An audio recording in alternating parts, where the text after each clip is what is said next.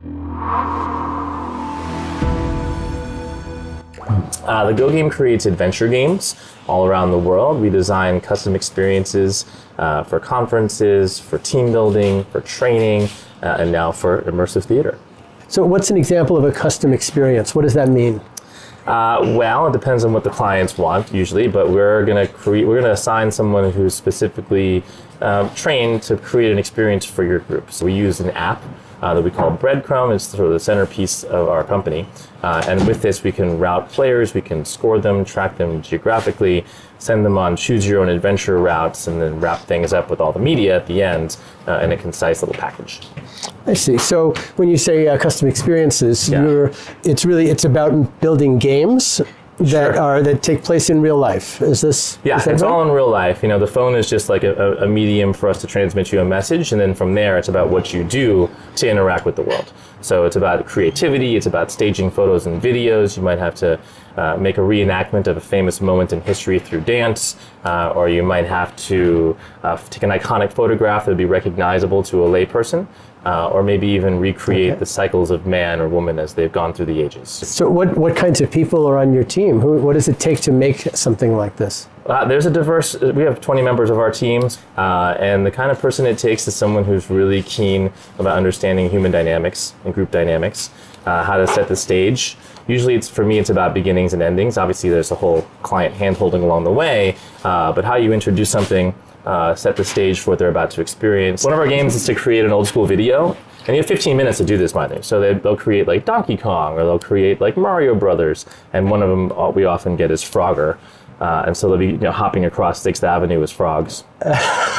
Mind you, we don't tell them to do that. This is on their So they'll come up with we this. just take them over the video game. How did this come about? Well, the origin story is pretty fantastic because it came from a dream, quite literally. My business partner's name is Ian Fraser, and he and I were buddies. We've been friends for 20 years, and he wrote me an email describing this very elaborate dream that he'd had where he was careening around the streets and the alleyways of Chinatown, trying to find clues and actors and get information, and it was transmitting information back and forth, and he drew me some pictures and wrote out a long thing, and it just immediately grabbed me as something that I wanted to do, and so I flew out from New York where I lived, moved to San Francisco, and we started the company in 2001.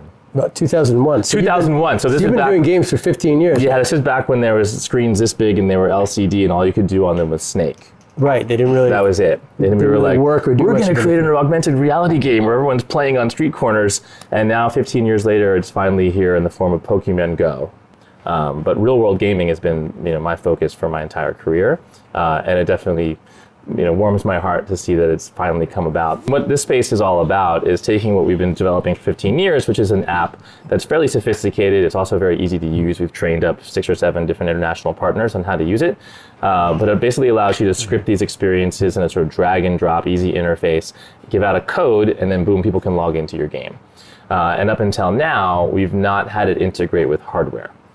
So it's all basically on your phone. You answer the question, take a photo, video, blah, blah, blah. Interface with an actor, get a code. But now, as of maybe 30 minutes ago, you can get something correct and have it trigger an Arduino that's going to play a massive light system, or you can have a speaker go off, or you can have a box open. And conversely, you can have it go the other direction too, where if you tap the table in the right sequence, it tells us, oh yeah, you got that correct. Or if you dial the phone in the phone booth and hit the right code, it sends that information into our system. So the communication can go both ways. Yeah. So you can fire something from the phone and have that trigger, or you can use something in the real world and have that go and confirm that you've actually been there, done that. Which is really exciting to me. Kind of sourced back to Sleep No More when I saw that and had to just like, whoa, okay, this is opening up huge doors of creativity for me.